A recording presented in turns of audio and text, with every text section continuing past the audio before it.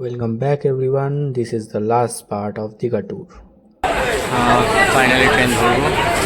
সাতটাগুড়ি কান্ডারি এক্সপ্রেস ছিল, but train late যথারীতি। কান্ডারি আমরা লেট করে আপাতত ট্রেন লেট তারপরে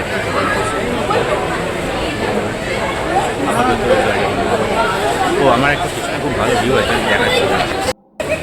এই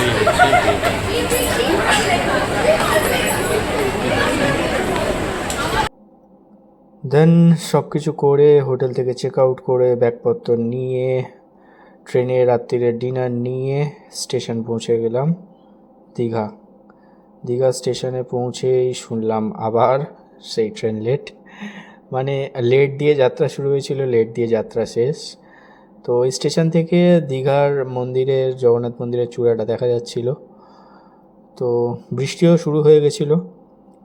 তো আস্তে আস্তে এগিয়ে চললাম প্ল্যাটফর্মে, যে প্ল্যাটফর্মে ট্রেন দেবে।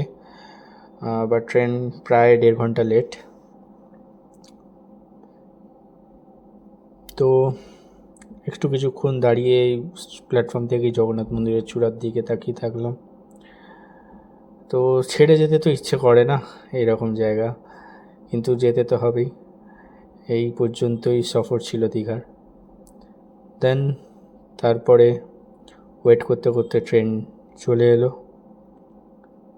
এই যে এই ঢুকছে দীঘা হাওড়া কান্ডারি এক্সপ্রেস।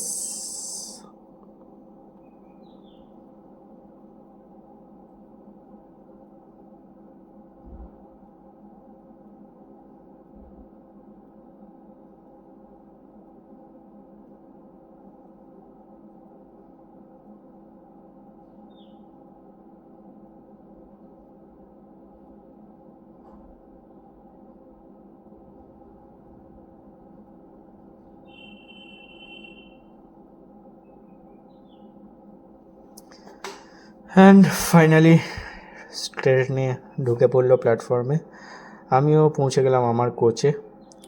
দেন আমার সিট নাম্বার খুঁজে আমি বসে পড়লাম।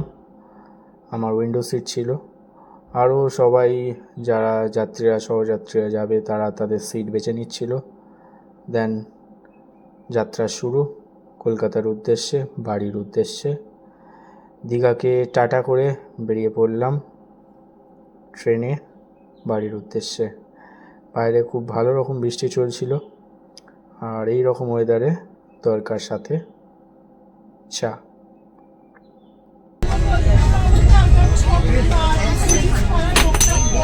কান্ডারি এক্সপ্রেস দীঘা থেকে কলকাতা ফিরছি। অলরেডি প্রায় 1.5 ঘন্টা লেট।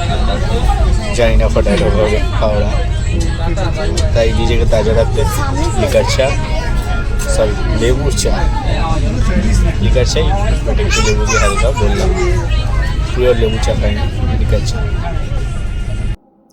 তো নিজেকে জাগিয়ে রাখতে, চাঙ্গা রাখতে চা খেতে খেতে 2.5 ঘন্টা লেটে হাওড়া ঢুকলো দীঘা হাওড়া কান্ডারি এক্সপ্রেস।